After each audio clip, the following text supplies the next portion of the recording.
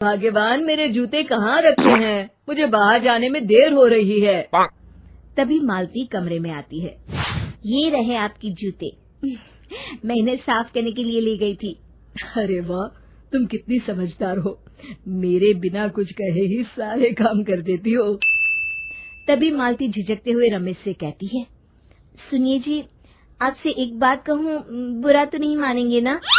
अरे नहीं नहीं, बेफिक्र होकर कहो। शादी से पहले मैं अपने मायके में नौकरी करती थी। मैं चाहती हूँ कि अब मैं फिर से नौकरी करना शुरू कर दूं। वैसे भी सारा दिन घर में बोर हो जाती हूँ। देखो मालती, तुम्हारे नौकरी करने से मुझे कोई ऐतराज नहीं है, लेकिन तुम्हें एक बात बता दूं, हमारे खानदान में आज तक कभी किसी औरत ने नौकरी नहीं की।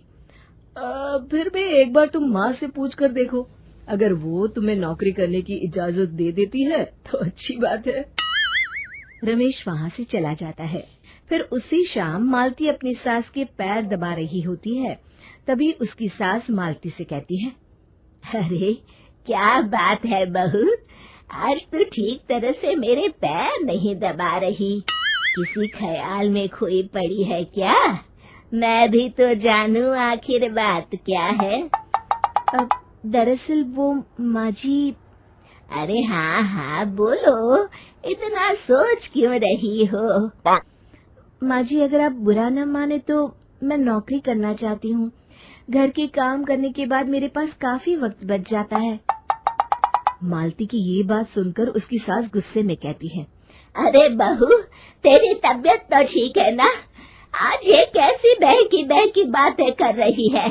भला हमारे खानदान में आज तक कभी किसी औरत ने नौकरी की है जो तू नौकरी करने की बात कर रही है, हैं? अरे बहू, तू क्या रिश्तेदारी में हमारी नाक कटाना चाहती है? जितना जल्दी हो सके अपने दिमाग से नौकरी का भूत उतार दे। और अब जा, जल्दी से रसोई में जा, खाना बनाने का वक्त हो रहा है। मालती मन मार कर खाना पकाने के लिए रसोई घर में चली जाती है। अगले दिन, नमस्ते माँ जी, कैसी हैं आप? अरे आओ आओ दिवाकर बेटा, बैठो, मैं तुम्हारे लिए चाय मंगाती हूँ। बहू, जरा एक कप चाय तो लेती आना। फिर दिवाकर एक फाइल खोलकर मालती की सास के सामने रख देता है। ये देखिए माँ जी, ये है पिछले महीने का हिसाब और ये रहे मुनाफे के रुपए। एक बार हिसाब देख लीजिए और इन कागजों पर अपने दस्तखत कर दीजिए। अरे दिवाकर बेटा, मैंने भला आज तक कभी तेरा हिसाब देखा है जो अब देखूंगी? ला बता, कहाँ दस्तखत करूं? तभी मालती चाय लेकर वहाँ आ जाती है और अपनी सास को बिना कागजातों को पढ़े इस तरह लापरवाही से दस्तखत करते हुए देखकर हैरान रह जाती है।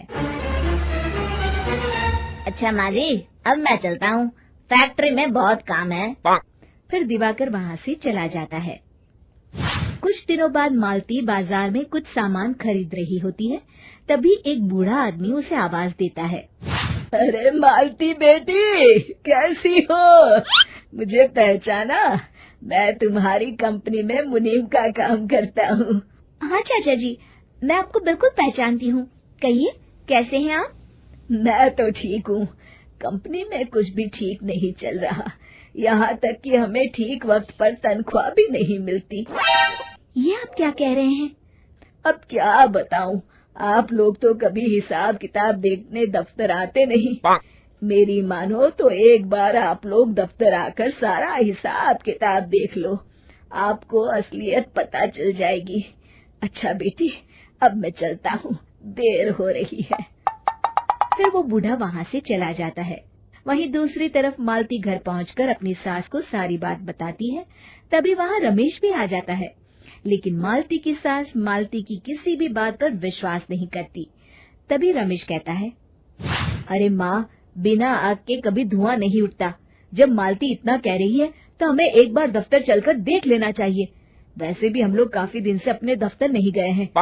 इस तरह किसी एक आदमी के भरोसे काम छोड़ना मुझे भी ठीक नहीं लगता। अगले दिन वे सभी अपने दफ्तर पहुंचते हैं और सीधे दिवाकर के कैबिन में जाते हैं। अचानक सबको एक साथ देखकर दिवाकर चौंक जाता है। अरे माँ जी, आप सब लोग अचानक यहाँ कैसे आ गए? अगर कुछ काम था तो मुझे एक फोन कर दिया होता, मैं आपके घर आ जाता। तभी मालती की सास कहती है, अरे दिवाकर बेटा, आज मैं हिसाब देखने दफ्तर आई हूँ, जरा मुझे पिछले 6 महीनों का हिसाब दिखाना तो बेटा। दिवाकर घबराते हुए हिसाब की फाइल मालती की सास को देता है। मालती की सास फाइल लेकर मालती को देती है और कहती है, ले बहू, देख ले हिसाब। मालती फाइल को बड़े गौर से देखती है और अगले ही पल उसे सारी गड़बड़ी समझ में आ जाती है। वो अपनी सास से कहती है, माँ जी, मुनीम चाचा बिल्कुल सही कह रहे थे। हमारी कंपनी में पिछले 6 महीनों में जितना मुनाफा हुआ है, हमें उसका आधा पैसा भी नहीं मिला। यूँ समझ लीजिए कि 1 रुपये में सिर्फ चवन्नी ही हमारे हाथों में आई है। मालती की बातें सुनकर मालती की सास गुस्से से दिवाकर को पूछती है, क्यों दिवाकर, मेरी बहू जो कह रही है वो सच है? दिवाकर समझ जाता है आज उसका भांडा फूट चुका है। वो गिड़गिड़ाते हुए कहता है, मुझे माफ कर दीजिए माँ जी, मैं पैसों के लालच में अंधा हो गया था। अरे वाह दिवाकर, तू तो 1 नंबर का चोर निकला। इतने दिनों से मैं तुझ पर आंख बंद करके भरोसा करती रही और तू मुझे ही चुना लगाता रहा। अभी के अभी निकल यहाँ से और दोबारा अपनी शक्ल मत दिखाना। दिवाकर वहाँ से भाग जाता है। मालती की सास मालती को शाबाशी देते हुए कहती है, बहू, आज मैं समझ गई कि पढ़ाई लिखाई हमारी जिंदगी में कितनी जरूरी है। मैं बहुत किस्मत वाली हूँ जो मुझे तुझ जैसी बहू मिली है। शिक्षा, पढ़ाई लिखाई का इस्तेमाल सही जगह करके हम दुनिया में बहुत कुछ बदल सकते हैं।